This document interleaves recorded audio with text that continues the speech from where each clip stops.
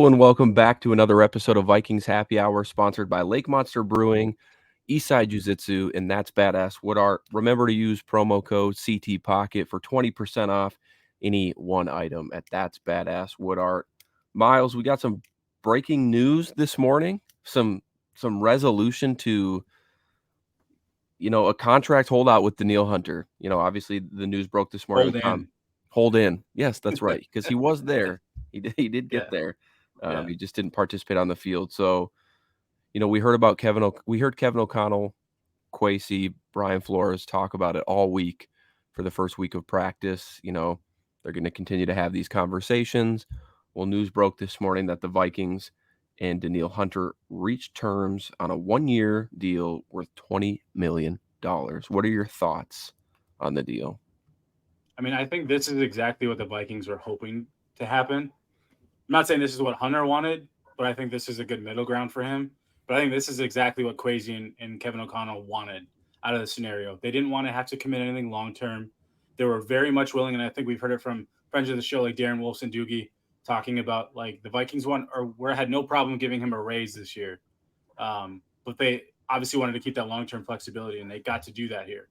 But that doesn't just mean that Hunter got nothing out of this situation. I don't mean nothing as in like obviously got more money, but like he also got the no tag clause, which I think we talked about before the show here of like how important that is for Hunter just to like know that he does get to hit the open market next year. No, like he knows no matter what happens this year, he does get to hit the open market next year. Yeah. And so like that in itself just gives him probably peace of mind that he knows that he could like this is a true 1-year deal, not a fluff deal where like the Vikings could then just turn around and tag him and they're playing this game again the next offseason. No, he actually gets to hit the open market. And so like good for him to like kind of demand that and get that in, as part of the deal. And I think that he wasn't going to sign any sort of restructure or a raise without that kind of clarity. Because if he wasn't getting a long-term deal, then he needs to know that he gets to hit the open market so that he can go get as much as he can in free agency. So I'm happy for both sides. I mean, obviously, like I was kind of in the camp of give Hunter a long-term deal or trade him, but at the same time, like I understand where things stand too. I'm not like frustrated or upset. I think this makes sense. Yeah. This is still a competitive team. I think with Brian Flores as a D coordinator on kind of what they've tried to do to revamp that defense. I think obviously having Hunter back is important. So we'll kind of see how things play out. But the one thing I do think, Matt, we should touch on, Matt, is well, I obviously want to get your thoughts. Then we can kind of riff from there. Yeah. So, I mean, I think I'm in the same camp as you. I think it's a good deal for both sides. And we've seen a theme with Kwesi kind of all off season. Just he's really negotiating with these players in good faith. I think when you talk about like how he handled, even the Linval Joseph stuff. That's not Linval Joseph. Who went to the Browns? Why can't I think of his name right now? It's because it's Darius or 9 o'clock in the morning. Dalvin Tomlinson. Yeah. Both of them. They kind Zadarius and Dalvin yeah. Tomlinson. Both went. They worked with them, and Kwesi, he's smart in the sense that he's just not going to give away these players unless they really can't move them. And I'm sure they tried to move Hunter. We heard that he was available earlier this week.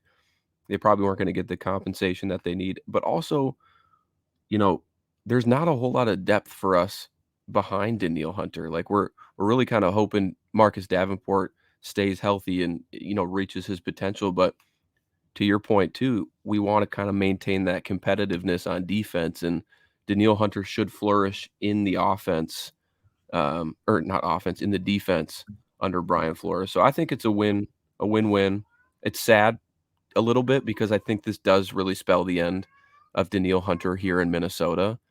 I think, especially when you see the no tag, I just don't see a path for the Vikings to keep him around. I could be wrong, but with guys like we talked about before the show, Christian Darrisaw, Justin Jefferson, TJ Hawkinson, who knows? Maybe they want to pay up for Ezra Cleveland. I doubt it, but there's it's not even just the in-house guys. It's like going out and being able to go still get outside free agents too. And I think that flexibility is important.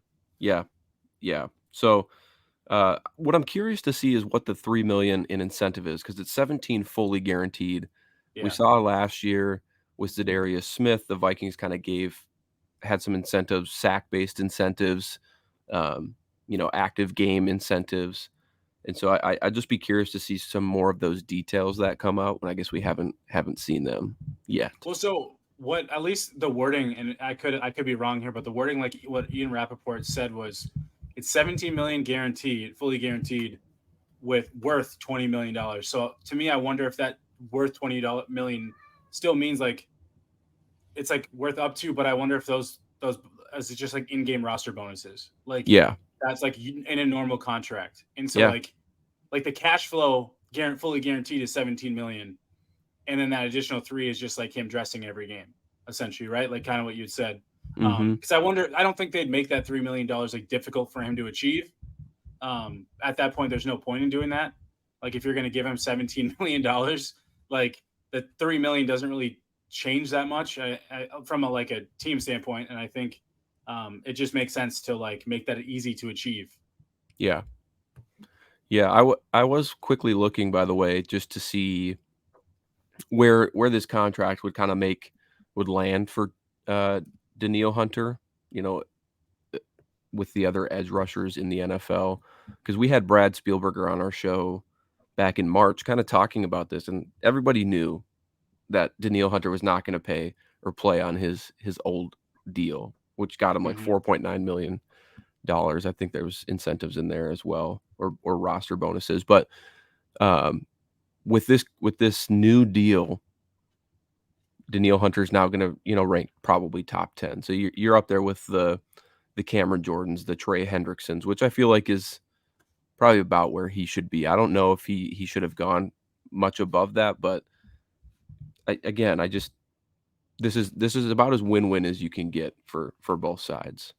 Yeah, yeah, and I think like we said, I think Hunter gets paid. He gets that additional cash that he wasn't set to get ahead of like from the original shitty contract that he signed Yeah, before. And obviously, I think he'd be the first to tell you how like regrettable that contract was. Probably mainly just from like a length yeah, standpoint more than money. But he's been able to get a raise a couple times in the last couple of years, so that's nice at least for him to be able to get some additional cash flow. Um, and still get the opportunity to hit the free agency. One thing I wanted to touch on though, Matt, was yeah, I when I first read it, and maybe this is how I messed up. I thought it first said no trade clause, not no tag clause. So I was like, oh man, good for Hunter, like getting paid this year, but also guaranteeing that he's not just going to get traded in October when yeah, if the team doesn't play as well or whenever the trade deadline is. If the team doesn't play as well, the first half of the season. In reality, it's flopped. yeah, He guarantees himself free agency next year, no matter what happens. But it does give the Vikings flexibility if this is all if things don't go well to start the season, because it's a really tough yeah, schedule this year. If things don't go well, and by the trade deadline, they could look to move Danielle, um, because it's a 1 year deal, so a team probably be a little bit more willing to trade for him. Um, it just give them that flexibility to move him if they had to. Obviously, mhm, this isn't something I'm hoping for, but it's a flexibility thing that I guarantee Quasi and Co are thinking about. Is if things don't go well, we could still trade him and recoup something yep, ahead of an addition, like, because then it's either that 2025 third round comp pick that you might be able to get for him if he hits free agency, hits open market, or you maybe recoup that third or fourth round pick this year, that type of thing if they traded yeah, him at the deadline. So that's just something I wanted to make sure that people understood is they do have that flexibility to still trade him if things don't go well to start the season. yeah. I mean, if God forbid something happens to Kirk week 1 and he's just Right, right. out for the year, the Vikings really could be like, "All right, Burn it you know, down. let's start trading off some of these guys, recoup for Yeah, the kind of like future." what was it, 2020 or 2021 when Well, like they did it with Unique Ngakoue unique, yeah, back in they tried to be competitive, and the season just started kinda sideways, and granted, they didn't recoup what they yeah. traded for him, but still, it was a solid move, so I think that's a good point. Before we wrap here, are you concerned beyond this season when it comes to edge rusher? Just given that, like, it's my assumption, maybe not yours, that this is Danielle Hunter's last year, just given what we know, Yep. and he's gonna wanna get paid, and I just doubt that's going to be here. but then you also have Marcus Davenport on a 1-year deal, and just the depth behind it is either unproven or not great. Well, So, DJ Wanham's in a contract year too, so yeah. it's three edge rushers, not just Yeah. two. Yeah. Are you So yes, to answer your question, yes, it's a concern. It's a big concern because of how valuable that position is. Yes. But I will say that I do think they still have flexibility to bring back a Davenport, to bring back so Wanham's Wanham. I'm not like, if they brought him back cheap, like as depth, but I just don't see him as like a future starter. Mhm. But if they wanted to bring back Davenport, they have that flexibility to do that. They could also extend Hunter long term, which it doesn't seem like that's going to happen, but that possibility is still there. But Yeah. no matter what it does, the Vikings will still have cap flexibility next year and beyond 2024 to go sign or trade for or draft an edge rusher high. Yeah. So I think it'll be a priority for them next offseason, no matter who or how they go about the approach. But yeah, it's a little bit of a concern long term, because they didn't Just really draft. They have Andre Carter, and then they have Patrick Jones as like the oh, and I guess Luigi Villain as kind of like the depth guys, young yeah. guys, but they're not really proven. They're not guys that you would like say, okay, they're ready to replace a Danielle Hunter or a Marcus Davenport. So unless those guys really show out this year, I think it'll be a major priority next year. Yeah, and I'm even just kinda looking quickly at the edge rusher class for next offseason, and nothing super For free impressive. agency. Yeah. Okay. Um, Carl Lawson is out there, and he's still Okay. relatively young. Jerome Baker from Miami, that could be, a good play. Brian Flores Uh, knows him. yeah, and Flores knows him. Some of these guys I don't anticipate hitting free agency: Chase Young, Nick Bosa, Chase no Young might. That's one. They didn't tag him, or they didn't extend his 5th-year option. So that's true. you never know. Yeah, Yeah, that would be probably more of a tag and trade, though, I feel it's like. possible. Yeah. Um, and then yeah, I mean, you're really getting into Josh Allen from Jacksonville is Mm. available. Um, so I mean, there's some young guys out there that could hop in and maybe fulfill a role. But yeah, it's the depth behind Hunter um, is questionable at best, and you're going to lose a lot of that after this season.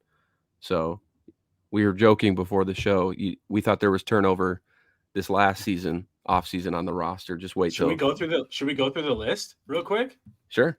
So friend of the show, Nick Miller, he I saw him tweet out just kind of like the list of upcoming free agents for into the offseason. We don't need to go too crazy on this, but like obviously Kirk Cousins, Danielle Hunter, Marcus Davenport, KJ Osborne, Ezra Cleveland, TJ Hawkinson, Josh Metellus, friend of the show, Harrison Smith, and Harrison Smith. And so like obviously I don't anticipate all of those guys hitting free agency, but that's a lot of hot. That's literally like the top end of your roster outside of like a select few guys that are Yeah, really set to hit free agency. And so this roster, like you said, Matt, could really look a lot different. The foundation of it and like the long term parts of it could turn yeah, over and just be a lot different.